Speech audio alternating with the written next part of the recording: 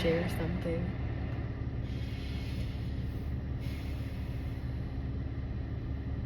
So I was in prayer a moment ago and just talking about a dream God gave me. And in this dream, I was basically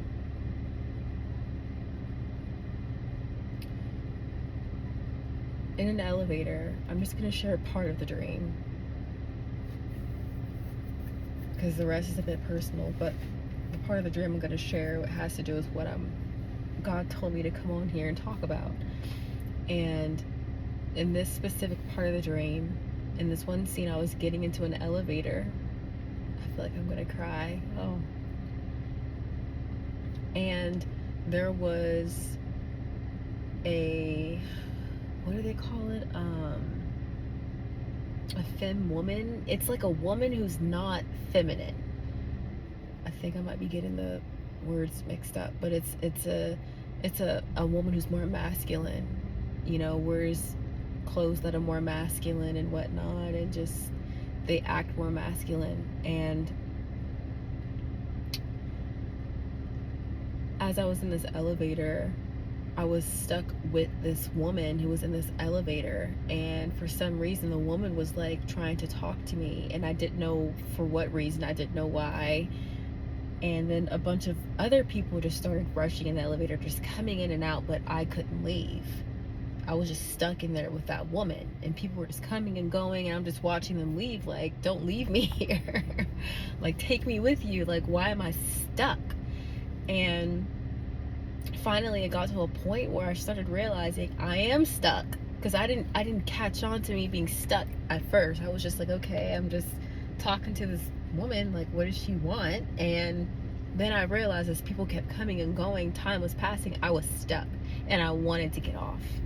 And finally, once everyone left and it was just me and this other person, a man came on the elevator. And it was a man that I had met previously in a dream, like in another scene in the dream. And we just talked, and we were just kind of cool. Like, it was like a friend. Like, I met a friend. Like, he was on the elevator, I got on the elevator. This is in another scene of the dream, and I'll just tell you that so you understand the next part. And we were just talking. He was just like, oh hey, and I'm like, oh hey. And it was very like, it was small talk. It was like we were friends, but I still felt like a bond, like we were friends. Like, he was a cool person. Like, he was, I could trust you. But it wasn't, I didn't know why. It was just like, you seem like you're someone to me, but I don't quite know. We're just being friendly. Like, you feel like you met someone before, but you haven't. That's kind of the feeling I had with him. So fast forward, and I guess I got on the elevator twice. I'm back on the elevator with this woman, and everyone's getting on and off, and then everyone leaves, and then he gets on.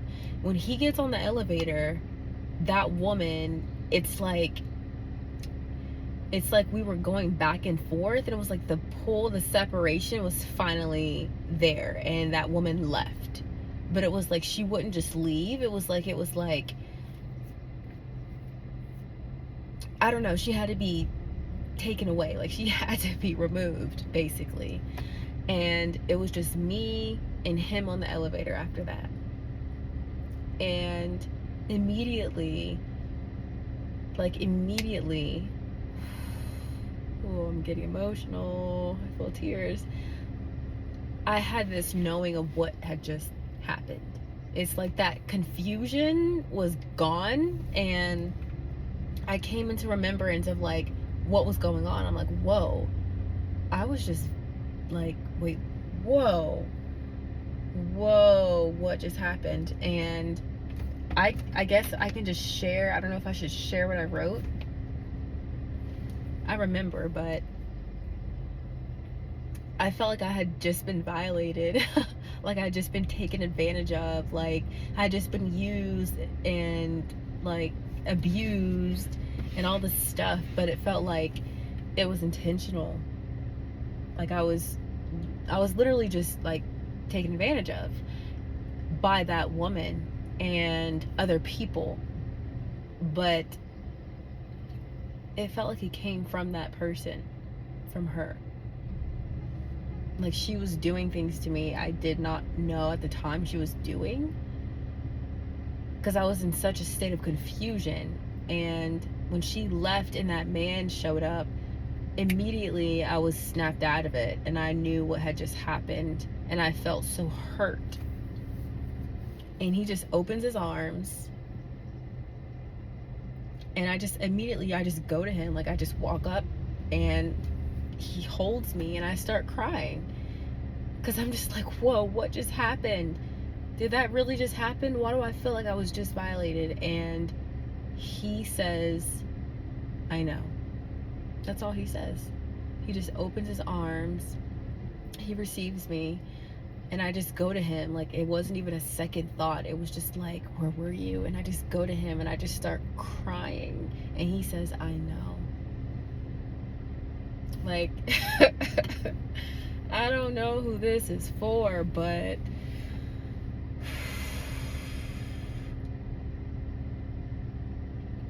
I feel like there's so many people who have been just like taken advantage of by people around them. And I'm gonna read from my journal because I actually have it with me. I could not leave the house. Like this dream, I had this dream today, and I could not leave the house without writing this dream down and going over it with the Lord. And I'm just gonna read it. I'm gonna actually, you know what? I feel like I can read it. I'm usually very personal, but I feel like in order to get the gist, I want to be open about all of it. And I'm just gonna share the whole dream. Or I'm gonna share more than I was planning on sharing. And I'm gonna start here, okay? Then I was with my grandma talking to a woman and man who dressed similarly. So it was a man who seemed like he was maybe, you know, more on the feminine side, and then it was a woman who seemed like she was more on the masculine side. And I hope they don't think I'm not leaving. I just have my ear on. Sorry, guys. And sorry. And they were sitting on a couch, and my grandma was sitting down on another couch talking to them. And I walked up, and I was just like kind of just standing there because we were in a conversation together. And we were all dressed in the same colors. So the man and the woman were wearing like green, white, and like orange, and I was wearing green and white. I was wearing like a green skirt and a white top, or a green top and a white skirt, something like that. Then I saw I had on a green skirt and white top, or reverse, and it made me excited, and I said how they should put me in a shoot with them because we matched, like a modeling shoot, because that's a hobby I have. Then my grandma shut me up and said to the person, no, that's not it, and began asking other questions, trying to gain more knowledge about something. I felt snubbed and walked away on order to find someone or something. I did, and found myself in the elevator with the chick. Then all of a sudden, people were coming in and out of the elevator. I met a guy, and he seemed cool and calm. Now, this is beforehand when I met him. Then after some time, I was all alone, and the chick was interested in me. I didn't know what or why, and I was in a state of confusion. Then everyone was gone, and I was alone. Then the chick who tried to keep me in the elevator from getting off left because the man showed up. I was free, and I felt like I was violated by her and in prison, but I didn't know why or how. I felt this and came to knowing I had just been taken advantage of as soon as the man came back. I was just describing how he looked, but he had dreads, and it was in a ponytail. I don't know what that means, but then he opened his arms, and I went to him, sad and crying and in shock, and he said, I know. Then we bonded and hugged. I was so glad he came back and didn't know how bad I missed him, until then, or how strongly I felt about him until that moment. Okay, the rest is kind of personal. I feel like I should share it.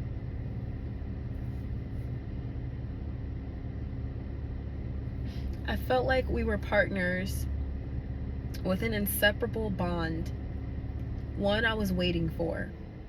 He was loving to me when before he was more friendly and nice, just like a friend, and having small talk with me, but nothing too special to where I thought he and I was romantic. But when he came back, it was so different, like night and day. He understood what I had been through and empathized. It was like he knew before I did, almost, what had happened to me and where I'd been. So I'm gonna stop there, because the rest of the dream, it's a different scene, it's a different meaning. And I just want to say, like, whoever, and this is how God gave it to me, he basically was just like, you were not really yourself.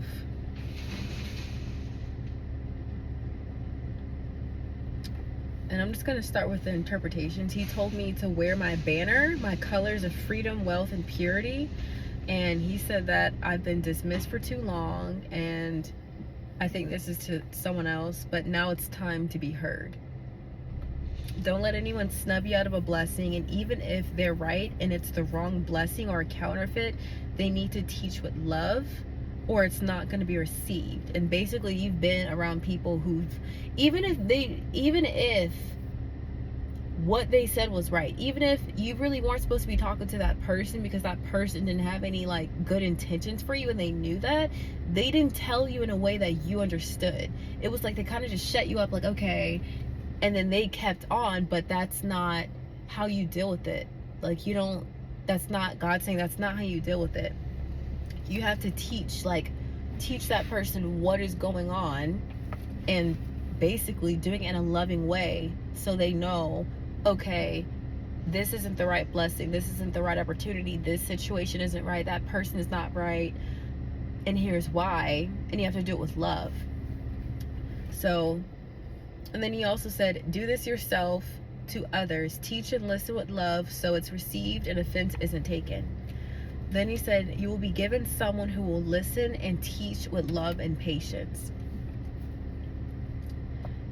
Then he also said, while the masses were near, coming in and out of the elevator, it's about the elevator scene, but while the masses were near, coming in and out and all around you, you were struggling and dealing with pain from trauma and confusion in your state of being, because you were hurting and you didn't know what was going on. So I cleared out all the voices and all the trauma. I cleared it all out. Now it's just you and your voice. So those people coming in and out of the elevators were spirits. They're just different spirits, different people. And whether it's people coming in and out of your life, but how the understanding he gave you was it was spirits. It was literally like I was exposed to so many different kinds of spirits, whether it was familiar spirits, monitoring spirits, just different spirits, and even witchcraft. I'm hearing witchcraft, and I wasn't listening to myself. Like, I couldn't hear my voice. I was hearing all those other spirits around me. So for those of you who have like the gift of like hearing God or seeing, you probably have, been vulnerable and susceptible to spirits coming into your space and trying to manipulate you or trying to tell you things. Just coming in and out, like just all around you. And you don't know what is what. You don't know what to listen to. You're dealing with trauma, childhood traumas. You're dealing with people traumas and whatnot. And it's just a lot. So he was just saying how he cleared all those voices out, all those traumas, all those voices, even from myself, because this is about me. It's about you, from myself, of what I've been through. So whatever I've been through, whatever lie from that time, I believed it. And I kept that going in my head. And he basically delivered me from that. And that woman was a spirit. It was like a masculine type spirit coming over me. And it was like, because I had to fight so much, I didn't even know what to do. I was just fighting. I was literally just fighting because I'm in a situation where I'm having to take out the trash. I'm having to open the doors. I'm having to pump the gas, clean the car out. I'm having to just be like a man, like move and operate like a man. And that's not enough because, and that's also specific to like my job and what I do, but also just my lifestyle and the people I'm around. They kind of took advantage of that. They took advantage that I'm already going to do all the heavy lifting. I'm already going to do this, so I can just do everything now. I was like the man. I was like everyone's man. And God's saying like, no more. You're not going to be used. You're not going to be taken advantage of. It's one thing helping, but it's one thing people knowing they can do it for themselves and they're still having you to do it for them. And you're in a position where you can't really say no, because you can't really say no. Again, like it's also part of my job, but when your work is also mixed in with people you're close to, they definitely try to manipulate. So it's like I wasn't able to really say no. Like, no, I'm not going to do this, because you do need help, but you don't need help with everything. Like, you're asking for this and this. You can take out the trash, but you won't need to. And not just physically having to operate like a man, mentally and emotionally, because they want me to also be their emotional support, their mental support. They want me to be the man of the relationship. And one, we're not in a relationship, and two, I'm not a man. I can't do that. So basically all the traumas I've been through hardened me, and what I'm currently going through caused me to also, take on like a masculine edge, a masculine vibe, presence, whatever you want to call it, like a masculine skin. And I'm not able to even sit in my soft, true, natural femininity.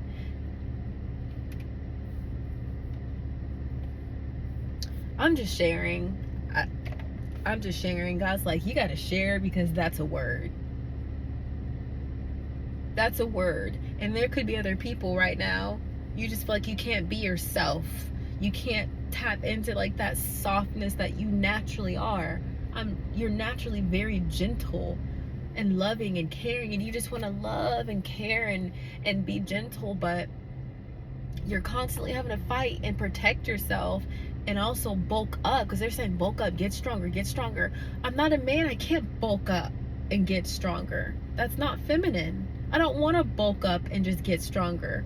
I want to just be myself, and I don't know how to do that with you. So if God's cutting out toxic people from your life, praise God. And that man in the elevator was my husband. And God's saying like, you had to fight, but now I'm delivering you from that toxic masculinity, that toxic femininity that you've been around and that you've been exposed to, that's violated your space and your spirit. I'm clearing you and I'm cleansing you from all of that. I'm healing you from your traumas. It's going to happen so quickly. It's going to be like whoosh. It's already ongoing. It's already happening. But you know, when it says God's word is like a lamp unto your feet, when he gave me this dream, I knew that I was being kind of like tough and strong. I just didn't know why or how. Like the dream said, I was confused. And he just gave me like the understanding of, you kind of really had no choice but to be in that space. But I'm bringing you a husband. I'm bringing you a partner that is going to come in, and he's going to completely understand where you've been, what you've been going through. He's going to understand you've been used and abused, that you've been taken advantage of, and he's going to allow you to sit in that soft feminine space. I was just crying in his arms. I didn't even have to think about it. I was just crying. So you're going to get to literally like just be yourself, how God created you to be, the woman he created you to be. I'm being told now I can't cry because it's weak. Crying is weak. That's what I'm being told. And I don't even cry like I used to. I used to cry so much. I don't even cry often. And it's a good thing. And I'm like, God, you've given me your heart. I feel emotions strongly. Am I not supposed to express them? And this dream is confirmation that I can express them. And he's going to be putting me in a place and a position where I will be able to express them. And it's okay and it's safe too. He said it's safe now. So I pray that me sharing this blesses someone. I pray that you hang on in there, because God right now, he's doing a new thing. He's doing something. He's doing a lot of things actually. And he's delivering a lot of his daughters from having to be so masculine, from having to really just not sit in that soft feminine, that natural space that he's created for us to.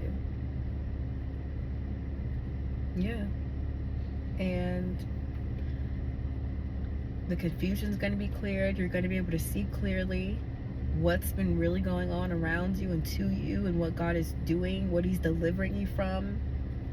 And he said it's nothing to be ashamed or embarrassed of. Because I was like, oh my gosh, I didn't want him knowing everything that I'm going through, because I don't know, I was just embarrassed. I didn't want to seem weak or needy or whatever.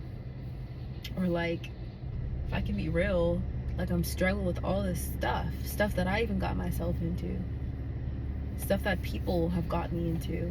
I didn't want that look. And God said, no, don't be embarrassed, don't be ashamed. He's going to understand. Your partner is going to understand.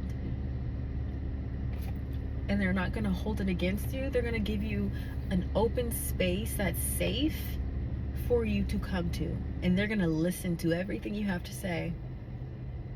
They're going to listen to it all. They want to know. He just said, I know. And he just like held me. And he let me just pour out to him everything.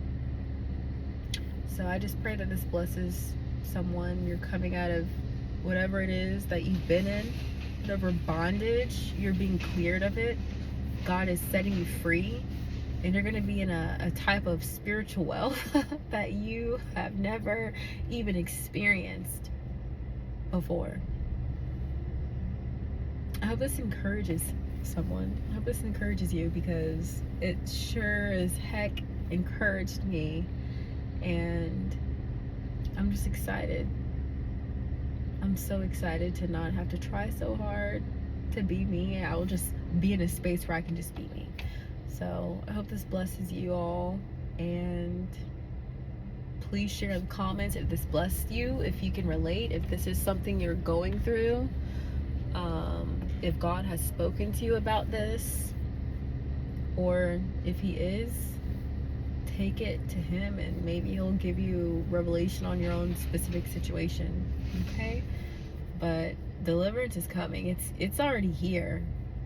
It's already here. It's happening now. So get ready. Okay? Bye.